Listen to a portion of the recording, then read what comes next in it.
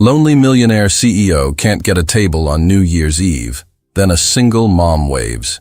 Michael Bennett stood there, frozen, as the host shook his head one last time. No tables left. Not even a corner. Not even for one person. The restaurant buzzed behind him, loud and alive, counting down to midnight. Everyone had somewhere to be. Someone to be with. Michael realized he was about to spend New Year's Eve completely alone again. He hadn't planned anything special, but he hadn't planned on this either. All he wanted was a chair, a plate of food, and the sound of other people breathing nearby. Instead, he felt the door closing on him, slowly and politely. The host smiled, professional, already turning to the next guest. Michael nodded, pretending it didn't hurt as much as it did. If you believe in compassion and the quiet strength of ordinary people, take a moment to like and subscribe. Stories like this remind us how one small act can change everything. As he turned toward the exit, the glass doors reflected his own face back at him. 42 years old, well-dressed, successful by every visible measure. And yet, in that moment, he looked like someone who didn't belong anywhere. The countdown clock above the bar flashed another number. Time was moving, with or without him. Michael took a step forward, ready to leave, ready to go home to silence. That's when he felt it. Not a sound, not a voice, a presence. Someone was looking directly at him. Across the room, through the noise and the lights, a woman lifted her hand. Not dramatic, not rushed, just a small, clear wave meant only for him. Michael stopped walking. For a second, he wondered if he was imagining it. He glanced behind him, expecting to see someone else standing there. There was no one. Every other guest was already seated, already claimed by a table. Slowly, unsure, Michael pointed to his own chest. The woman nodded back, calm and certain. That simple gesture landed harder than any boardroom deal ever had. A stranger was inviting him into her space, not because she needed something, not because she knew who he was, just because she didn't want him to walk out alone. Michael took one step toward her table, heart beating faster than it should. He had no idea who she was, no idea why she was doing this, but in that moment, he felt something shift inside him, and he didn't yet know how much that single wave was about to change his life. Michael hadn't always been someone who felt invisible, but over the years, invisibility became familiar. He built his life around meetings, deadlines, and quiet hotel rooms that all looked the same. Being alone stopped feeling temporary and started feeling permanent. New Year's Eve only made that truth louder, like the world was reminding him of everything he kept postponing. Standing near the restaurant entrance, he felt that familiar pressure in his chest, the kind that came when success stopped making sense. At 42, Michael Bennett was known as a self-made millionaire, a CEO who turned a small marketing firm into a national brand. People admired his discipline, his focus, the way he never seemed distracted by personal drama. What they didn't see was how often he went home to silence. No partner waiting, no messages asking if he made it home safe, just a large apartment filled with things he barely used. He told himself this was the cost of building something big. Tonight, though, he wasn't chasing a deal or a vision. He just wanted to sit somewhere warm and feel part of something human. The restaurant had seemed perfect when he walked in. Soft lighting, laughter, glasses clinking, couples leaning close to each other. For a moment, he believed he could borrow that feeling, even briefly. Now, as he stood turned away, that hope felt careless, like he'd asked for too much without realizing it. Michael thought about calling one of his old friends from college, but the idea faded quickly. They had families now, traditions, plans made weeks in advance. He didn't want to interrupt anyone's night just to remind them he existed. That realization stung more than he expected. He wasn't angry at anyone. He was disappointed in himself for letting things get this far, for believing time would always be available later. The countdown clock near the bar flashed again, drawing cheers from somewhere behind him. People were already celebrating, already choosing who they wanted to be next year. Michael felt stuck between moments, like his life was paused while everyone else moved forward.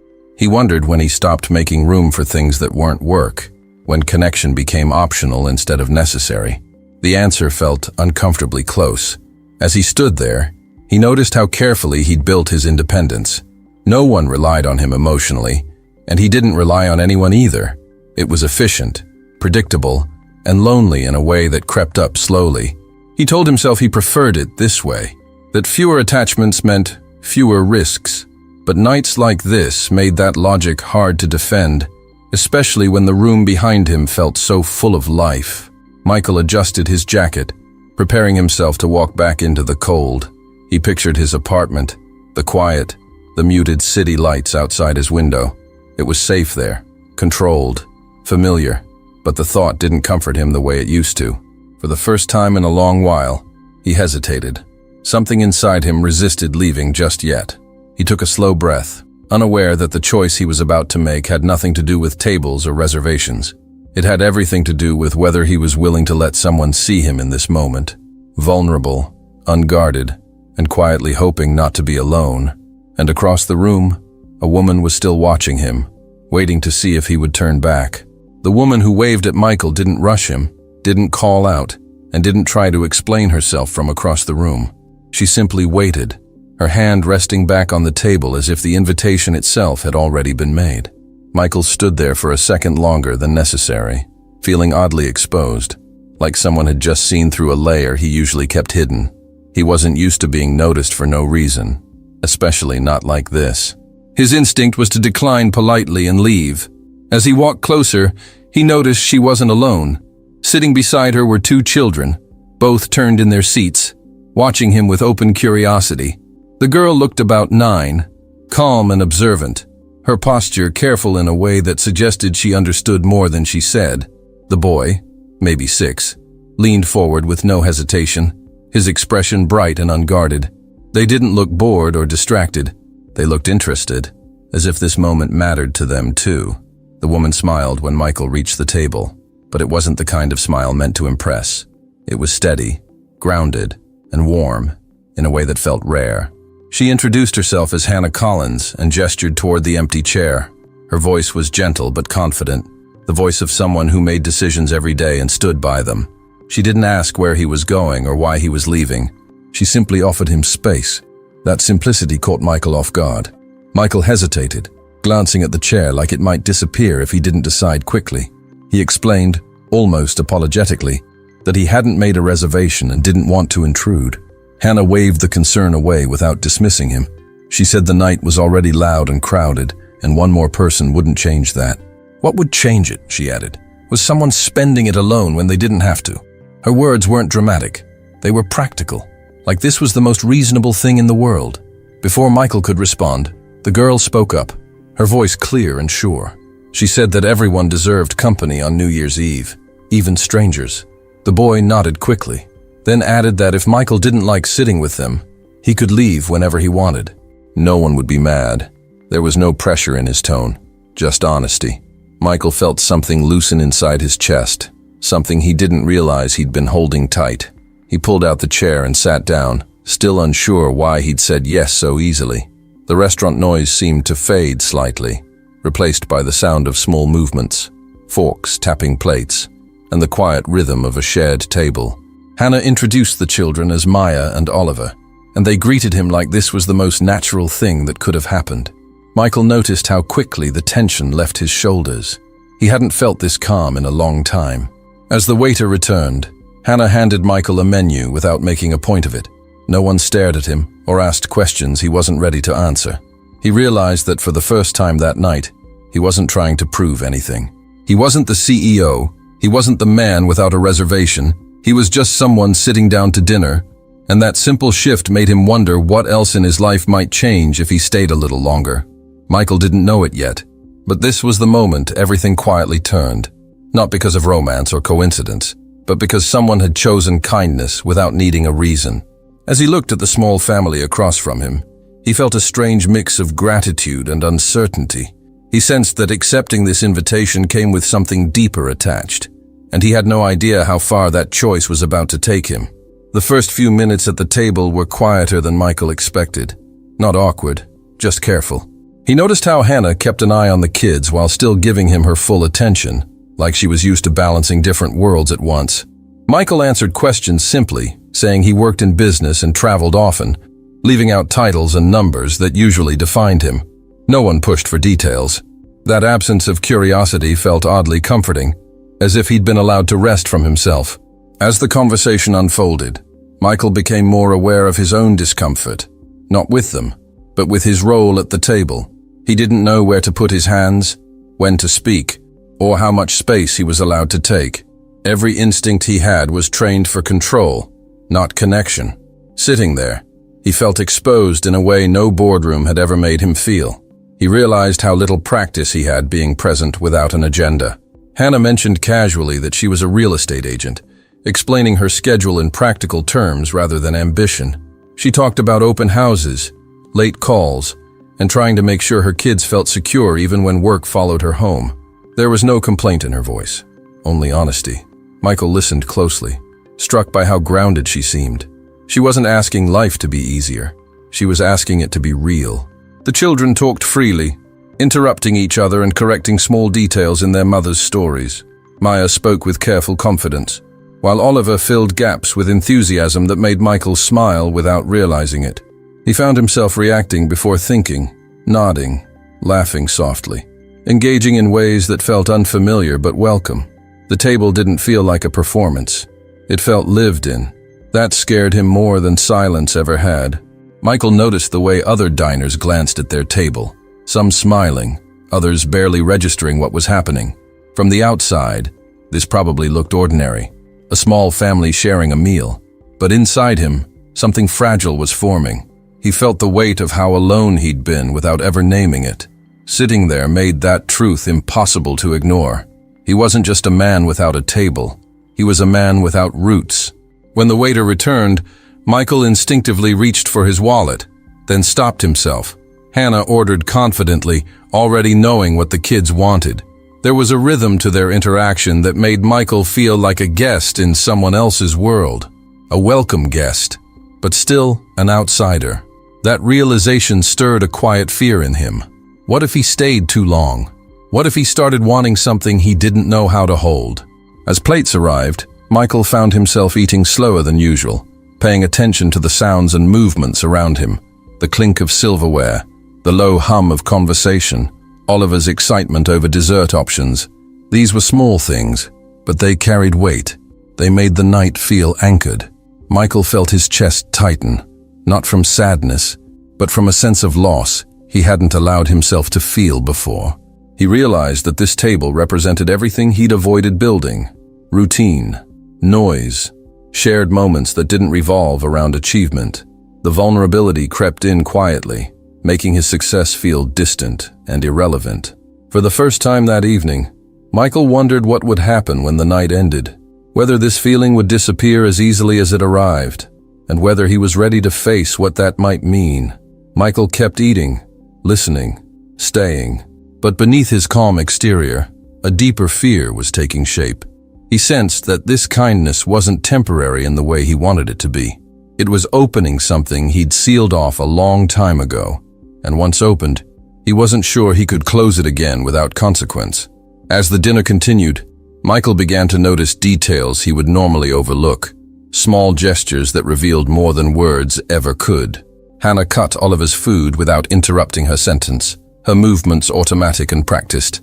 Maya listened carefully, stepping in only when she felt it mattered, already carrying a quiet sense of responsibility. This wasn't chaos or perfection, just life unfolding naturally at a table. Michael felt strangely calm watching it, like he had stumbled into a rhythm he didn't know he was missing. Conversation shifted from polite introductions to something more relaxed, and Michael found himself answering questions without filtering every response.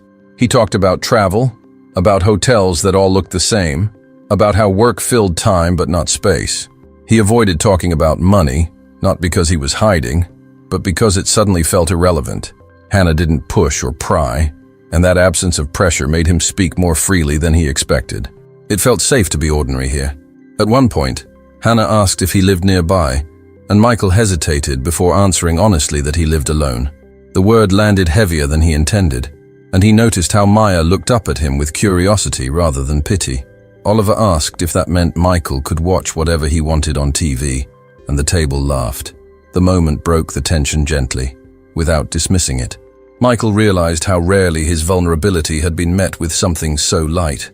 As dessert menus arrived, Michael offered to pay again, more out of habit than intention. Hannah declined firmly but kindly, explaining that this night was already planned and paid for. There was no defensiveness in her tone, just clarity. Michael nodded, accepting it, and felt a strange relief in letting go of control. For once, his value wasn't tied to what he could provide. He was simply included. When the waiter cleared the plates, the energy in the restaurant shifted as midnight drew closer. People stood, leaned closer to one another, phones appearing in hands. Hannah gathered her coat and helped the kids, already preparing for the next moment. Michael hesitated, unsure whether he was meant to follow or step aside. Hannah looked at him and said they were going outside to watch the fireworks if he wanted to join. The invitation felt open, not obligated. Outside, the cold air hit Michael's face sharply, grounding him. The city buzzed with anticipation, strangers gathering shoulder to shoulder, counting down together. Oliver grabbed Hannah's hand, and Maya stood close, her coat pulled tight. Michael stood slightly apart, not wanting to intrude, until Hannah shifted to make room beside her. The gesture was subtle, but it mattered. Michael stepped closer, feeling oddly nervous. As fireworks lit the sky, Michael watched the children's faces more than the colors above them. Their excitement was unfiltered, genuine, untouched by expectation. Hannah smiled, but there was something thoughtful behind her expression, as if she were holding both joy and caution at once. Michael felt an unexpected ache, realizing how long it had been since he'd shared a moment like this with anyone. The noise, the light, the closeness stirred something deep and unfamiliar. When the final fireworks faded, Oliver looked up at Michael and mentioned casually that his birthday was the next day. He said it like it was the most important fact in the world, full of quiet hope. Michael smiled and wished him a happy early birthday without thinking much of it. He didn't know yet that this small comment would pull him further into their lives, or that saying yes later would become harder to undo than any business decision he'd ever made. Michael didn't think much about the birthday invitation that night, at least not at first. He smiled, said something polite, and assumed it would fade into memory like so many moments before. But the next morning, the thought returned quietly. Sitting with him as he drank his coffee alone, he realized no one had invited him anywhere in years without wanting something in return. This felt different, lighter, and that made it harder to ignore. He showed up the next afternoon carrying a simple cake from a small neighborhood bakery, unsure if he was crossing a line. Hannah looked surprised when she opened the door, then smiled in a way that felt genuine rather than polite. The kids reacted first, excited that he remembered, pulling him inside before he could overthink it. Michael felt awkward standing in the living room, noticing toys on the floor and drawings taped to the fridge. It felt intimate in a way he wasn't prepared for. The birthday was modest, just the three of them and now him, gathered around a small table. There were no decorations meant to impress, only laughter and quiet moments that filled the space naturally. Michael found himself sitting on the floor at one point, helping Oliver open a gift from his mother. He didn't know when he'd stopped checking his phone or thinking about work. He only knew that time felt slower here and somehow fuller. Over the following weeks, Michael kept finding reasons to show up without forcing himself into their routine. He joined them for a casual dinner, then another, always asking first, always giving Hannah space to say no. She never treated his presence like a favor or a burden, only something that required honesty. Michael noticed how carefully she protected her children's stability, and he respected that boundary. Helping wasn't about fixing their lives. It was about being consistent. Michael's instinct was to do more, to organize experiences, to turn moments into something bigger. He caught himself suggesting expensive outings, then stopped short when he saw Hannah hesitate. She reminded him gently that what the kids needed most was reliability, not excitement. That conversation stayed with him longer than she knew. He realized how often he'd tried to replace presence with provision. Here, that approach didn't work. As he adjusted, Michael began learning how to be useful in quieter ways. He helped with homework, listened to stories that went nowhere, and sat through moments of boredom without rushing to fill them. These were things he'd always avoided, thinking they were unproductive. Now, they felt essential. The children started greeting him without hesitation, not as a guest, but as someone familiar. That shift scared him and comforted him at the same time. Hannah watched all of this carefully, aware of how quickly attachment could form. She appreciated Michael's effort, but she also noticed when he stepped too far forward emotionally. She reminded him, kindly but firmly, that her children had already experienced loss. They needed clarity more than closeness. Michael listened, even when it stung. For the first time, he chose restraint over control, understanding that kindness sometimes meant holding back. By the end of that month, Michael realized he wasn't fighting loneliness anymore. He was fighting his own habits, the part of him that believed connection had to be earned through effort instead of trust. This wasn't a battle against anyone else, but against the version of himself that had always stayed distant. And as he sat in his car one evening after leaving Hannah's place, he knew something was shifting. What he didn't know was how much it would cost him emotionally to keep choosing this path. Michael didn't realize he was crossing a line until the moment Hannah finally said something. It wasn't during an argument or a dramatic scene, but in a quiet afternoon conversation after the kids had gone to their rooms. She spoke calmly, explaining that while she appreciated his presence, things were starting to move faster than she was comfortable with. Michael listened, nodding, but felt a tightness form in his chest as the meaning settled. He had been acting as if he belonged without ever asking what that truly meant. She explained that Oliver and Maya had already learned how painful it could be when adults made promises they couldn't keep. Stability mattered more than intention now, and even kindness could become confusing if it wasn't grounded. Michael felt exposed, not because she was accusing him, but because she was right. He had been trying to build something familiar without understanding the responsibility attached to it. For the first time, his confidence didn't help him. All he could do was listen. Michael admitted that he didn't know how to exist in a space like this without trying to manage it.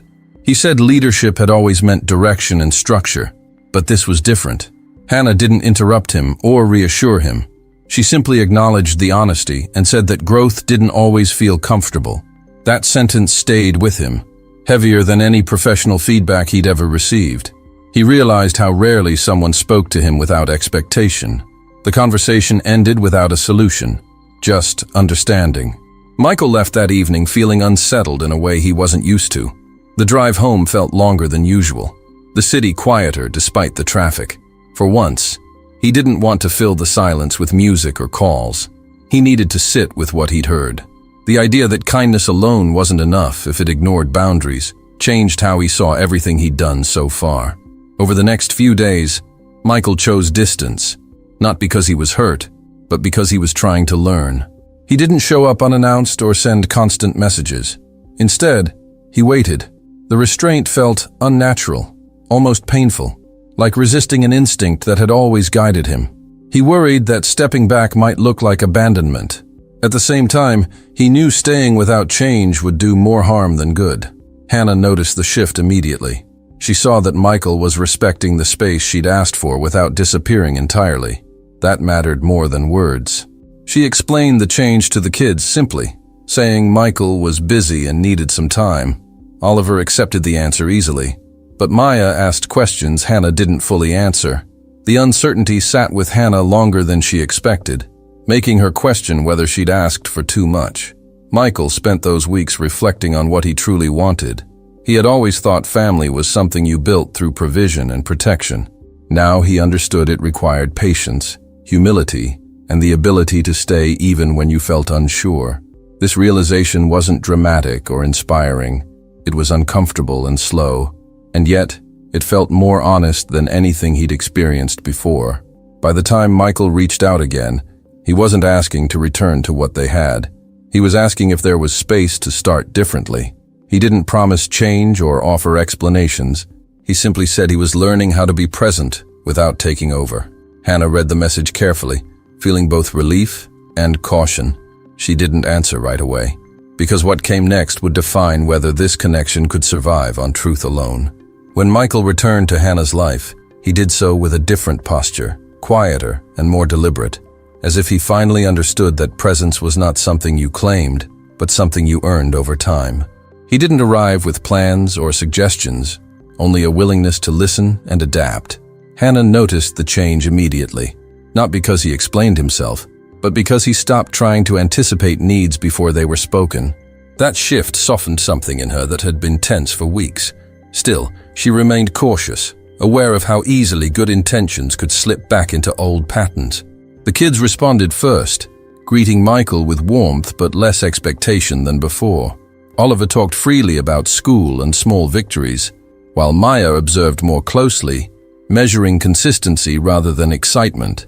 Michael respected that distance, understanding that trust wasn't rebuilt through gestures but through repetition. He showed up when invited, left when it was time, and never pushed for more. Learning this balance felt like starting over emotionally, but it also felt honest. External pressure didn't disappear just because Michael changed. Hannah's family voiced concern, asking questions about intentions and stability she couldn't fully answer yet. Michael sensed the tension without being pulled into it, and it reminded him that kindness carried responsibility. This connection wasn't only about how he felt, but about how his presence affected an entire system built on protection. For the first time, he accepted that reality without defensiveness. Michael faced doubts from his own world as well, colleagues questioning why his priorities seemed different. He didn't justify himself. Instead, he allowed uncertainty to exist alongside responsibility, something he had never done before. The contrast between professional certainty and personal vulnerability no longer felt like weakness. It felt like alignment. Fragile, yes, but real.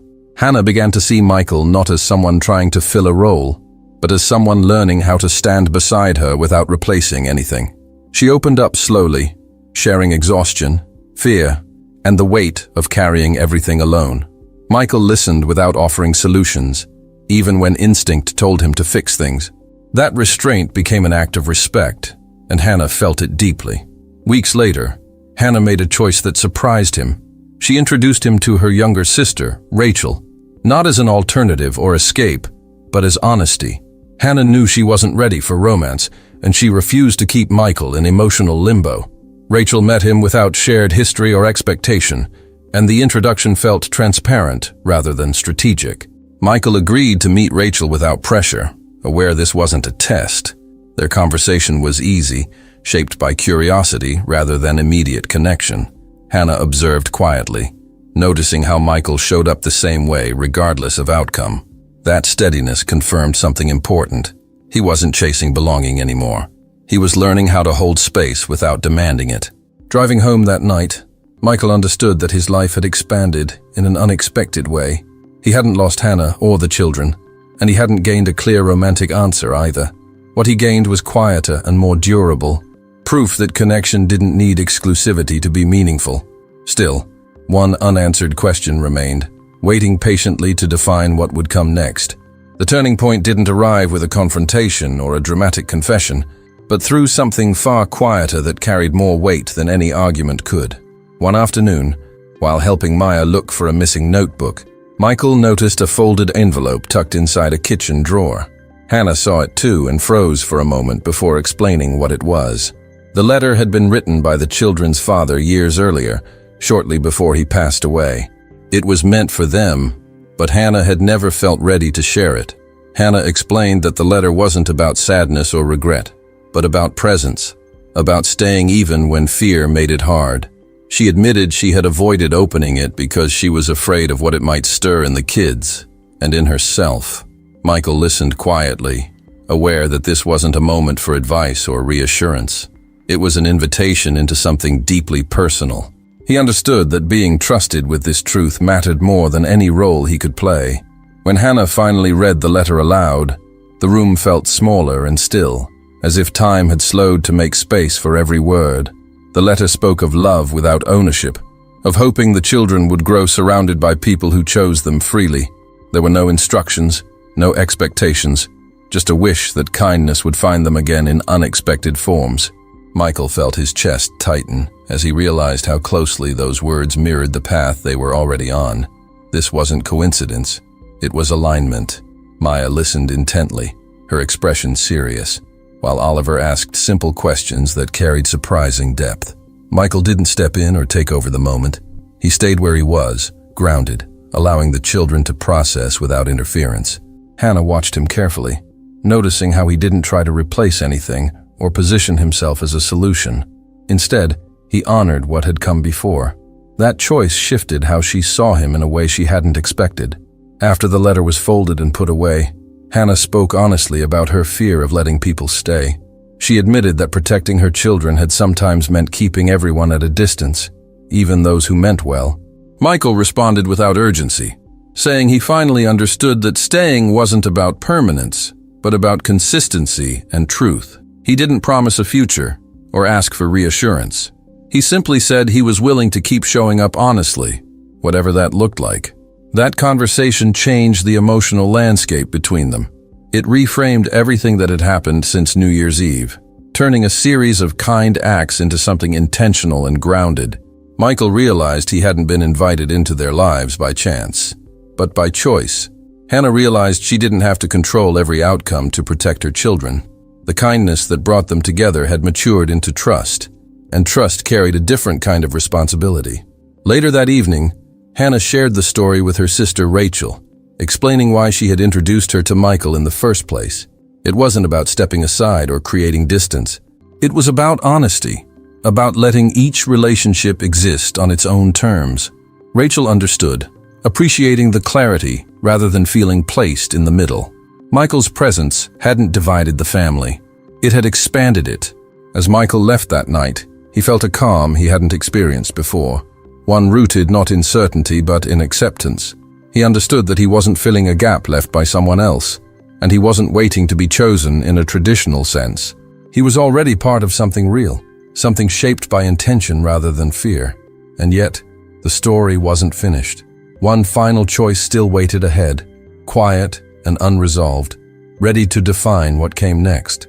A year later, New Year's Eve arrived again, but it felt nothing like the night Michael once stood alone at a restaurant door. This time, there was no countdown clock hanging over his head and no reservation he needed to secure. The evening unfolded quietly inside a warm house filled with familiar sounds and easy laughter. Hannah moved through the kitchen with practiced calm, the kids drifting in and out, comfortable and unguarded. Michael watched it all with a sense of grounding he never imagined possible. He wasn't trying to take center stage or define his role anymore. He helped where he was asked, listened more than he spoke, and accepted moments exactly as they came. The children treated him naturally, no longer questioning whether he would stay or leave. That trust hadn't arrived through promises, but through time and consistency. Michael understood now that this was what he had been missing. Not achievement, but belonging built slowly and honestly. Rachel arrived later with other family members, greeting Michael with ease and warmth. Their connection had grown gently, without pressure or expectation, shaped by mutual respect rather than urgency. There was no dramatic declaration or clear label attached to what they shared. Instead, there was comfort, curiosity, and the freedom to let things evolve naturally. Michael found peace in not needing answers right away, something that once would have unsettled him deeply. As midnight approached, the group gathered together, not for spectacle, but for togetherness. The kids counted down loudly, their excitement filling the room, while the adults exchanged quiet smiles. Michael noticed how present he felt, how little his thoughts drifted toward work or the future. For the first time in years, he wasn't measuring his life by milestones or outcomes. He was simply there, fully aware of the moment unfolding around him. When the new year arrived, there were no fireworks outside, only hugs and shared laughter inside. Hannah caught Michael's eye briefly, offering a look that carried gratitude without obligation. He returned it with the same understanding. Their bond didn't need definition to be meaningful. It had been shaped by kindness, patience, and choices made without expectation of reward. Later that night, as the house settled into quiet, Michael stepped outside for a moment alone. The air was cold, familiar, but it no longer felt isolating. He reflected on how close he had come to walking away from everything a year earlier, believing solitude was safer than connection. That belief felt distant now, replaced by something steadier and more human. He realized that staying had changed him more than success ever had. Michael understood that family didn't arrive fully formed or follow a single path. It grew through small decisions, honest boundaries, and the courage to remain present even when outcomes were uncertain. He hadn't gained everything he once thought he wanted, but he had gained something far more sustainable. A life shaped by shared moments rather than control. A future that felt open rather than empty. As he turned back toward the house, Michael felt ready for whatever came next, without needing to define it. He knew there would still be challenges, questions, and moments of doubt, but he also knew he would face them connected, not alone. And that quiet certainty marked the true beginning of his new year, leaving the story open, not ended, but alive. Thanks for listening. If this story touched your heart, subscribe and turn on notifications for more stories that remind us that goodness is still alive in the world. Tell us in the comments where you're watching from. See you in the next story.